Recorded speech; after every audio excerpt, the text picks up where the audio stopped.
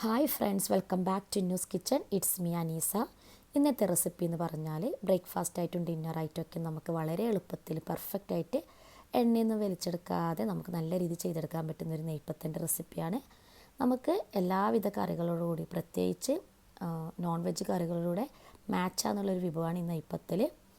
അപ്പോൾ നമുക്കിൻ്റെ റെസിപ്പിയിലേക്ക് കടക്കാം. അതിനായി ഒരു ബൗളിലേക്ക് ഞാൻ 1 കപ്പ് അധികം വേവില്ലാതെ, അതായത് നിങ്ങൾക്ക് റേഷൻ അരിയോ പുഴുങ്ങലരിയോ നമ്മൾ ഉച്ചയ്ക്ക് ചോറൊക്കെ വെക്കാൻ ഉപയോഗിക്കുന്ന അധികം വേവില്ലാതെ ഏതെങ്കിലും അരി എടുക്കാം. അതൊരു 7-8 മണിക്കൂർ കുതിർത്തണം കേട്ടോ. നിങ്ങൾക്ക് വേണമെങ്കിൽ പച്ചരി എടുക്കാം. പച്ചരിനാകട്ടെ ഏറ്റവും നല്ലത് പുഴുങ്ങലരിയോ റേഷൻ അരിയോ ഒക്കെയാണ്. ഒരു 7-8 മണിക്കൂർ കുതിർത്താൽ അതിനുശേഷം കഴുകി വൃത്തിയാക്കിയിട്ട് ഒരു മിക്സിയുടെ ജാറിലേക്ക് ചേർത്തെടുക്കാം.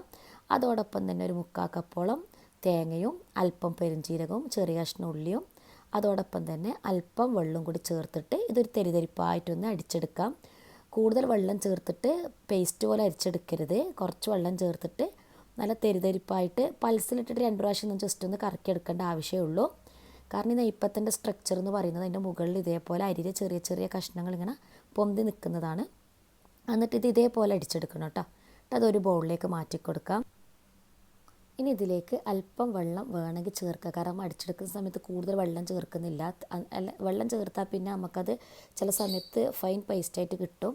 അതുകൊണ്ട് അല്പം വെള്ളം ചേർത്തിട്ടൊരു തെരിതെരിപ്പോടുകൂടി 2-3 പ്രാവശ്യം ഒന്ന് പൾസിലിട്ടിട്ടൊന്ന് അടിച്ചെടുത്താൽ മതി. ഇനി ആവശ്യത്തിനുള്ള ഉപ്പും അതോടൊപ്പം തന്നെ അല്പം പത്തൽപ്പൊടിയും കൂടി ചേർത്തിട്ട് ചപ്പാത്തിയൊക്കെ കുഴച്ചെടുക്കുന്നതൊന്ന് കുഴച്ചെടുക്കാം. അപ്പോൾ നിങ്ങൾക്ക് പത്തൽപ്പൊടിയൊക്കെ UAE-യിലാണെങ്കിൽ പല ബ്രാൻഡിൻ്റെ അവൈലബിൾ ആണ്. ഞാനിവിടെ ടേസ്റ്റി ഫുഡിൻ്റെ പത്തൽപ്പൊടിയാണ് വാങ്ങാറ്. നാട്ടിലൊക്കെ ആണെങ്കിൽ ആമീസിൻ്റെ പോലത്തെ പലവിധ ബ്രാൻഡിൻ്റെ പത്തൽപ്പൊടിയൊക്കെ അവൈലബിൾ ആണ്. പത്തിരി അല്ല കേട്ടോ, പത്തൽപ്പൊടി. അതിൻ്റെ മുകളിലായിട്ട് അല്പം എണ്ണയും കൂടി ഒന്ന് തടവി കൊടുക്കാം. ഇനി അല്പം കയ്യിൽ വെളിച്ചെണ്ണ തടവിയിട്ട് ഇതേപോലെ ചെറിയ ചെറിയ ബോളുകളാക്കിയിട്ട് നമ്മൾ ചപ്പാത്തീൻ്റെ വലിപ്പത്തിലുള്ള ബോളുകളാക്കിയിട്ട് ഒന്ന് ഉരുട്ടിയെടുക്കാം.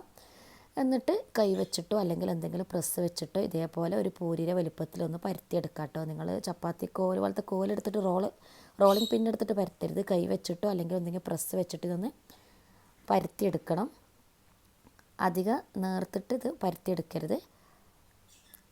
നമ്മളധികം കൂടുതലായിട്ട് ഈ തേങ്ങ അടിച്ചെടുത്താൽ ഇതിൻ്റെ ഒരു കാണാനൊരു ഭംഗിക്കൊരു കുറവ് വരും. ടേസ്റ്റ് കുറവൊന്നും വരില്ല. ഒരു ഭംഗിക്ക് വേണ്ടിയിട്ടാണ് അത് കൂടുതൽ ഫൈൻ പേസ്റ്റായിട്ട് അടിച്ചെടുക്കണമെന്ന് പറയുന്നത്.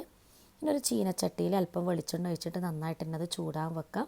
എണ്ണ നന്നായിട്ട് തന്നെ ചൂടായാൽ ഇതേപോലെ നമ്മൾ പരത്തിയെടുത്തിട്ടുള്ള നെയ്പ്പത്തിൽ സൈഡിലൂടെ ആയിട്ട് എണ്ണയിലോട്ട് ചേർത്തിട്ട് ഒരു ഗോൾഡൻ ബ്രൗണായി കിട്ടുന്നവർ ഇതൊന്ന് കുക്ക് ചെയ്തെടുക്കുക. 2 സൈഡും ഗോൾഡൻ ബ്രൗൺ കളറാകുന്നവർ ഇത് കുക്ക് ചെയ്തെടുക്കണം. ഈ കളർ എന്ന് പറയുന്നതും ഈ ഒരു അരീൻ്റെ മുകളിൽ കാണുന്ന ഒരു കുത്ത് എന്ന് പറയുന്നതും ഒരു തെരിതെരിപ്പ് എന്ന് പറയുന്നതും ഇതിൻ്റെ ഒരു എന്താ പറയലേ ഒരു ഭംഗിയാണ്. അപ്പോൾ ഇതൊരു സ്ക്വയർ എടുത്തിട്ട് അങ്ങോട്ടും ഇങ്ങോട്ടും ഇതിന് ഒന്ന് മറിച്ചിട്ട ശേഷം ഇതേപോലെ ഒന്ന് കുത്തിയെടുത്തിട്ട് അതിൻ്റെ എണ്ണ ഒന്ന് വാർന്നു പോകാൻ വേണ്ടിക്ക് നിങ്ങൾക്ക് ഒരു അരിപ്പയിലോ അല്ലെങ്കിൽ ഇതിൻ്റെ സൈഡിൽ ഇതേപോലെ അല്പം വെച്ച ശേഷം അതൊരു കാസ്ട്രോളിലേക്ക് മാറ്റാം കേട്ടോ. ഇതേപോലെ ബാക്കിയൊക്കെ ചുട്ടെടുക്കാം. വളരെ എളുപ്പമാണ് ചെയ്തെടുക്കാൻ, നല്ല ടേസ്റ്റിയാണ്. അപ്പോൾ ഇത് ചെയ്തെടുക്കാതിരുണ്ടെങ്കിൽ ഒന്ന് ചെയ്തെടുത്തിട്ട് ഒന്ന് കമൻറ്റ് ബോക്സിലൊന്ന് കമൻസൊക്കെ അറിയിക്കാം കേട്ടോ. നമ്മൾ ഇത് കുതിരാൻ വെക്കുന്ന അരി ഒരു 7-8 മണിക്കൂറെങ്കിലും മിനിമം കുതിർത്തണം. അല്ലെങ്കിൽ അത് കുറച്ച് ഹാർഡായി പോവും. പ്രത്യേകം ഒന്ന് ശ്രദ്ധിക്കുക കേട്ടോ.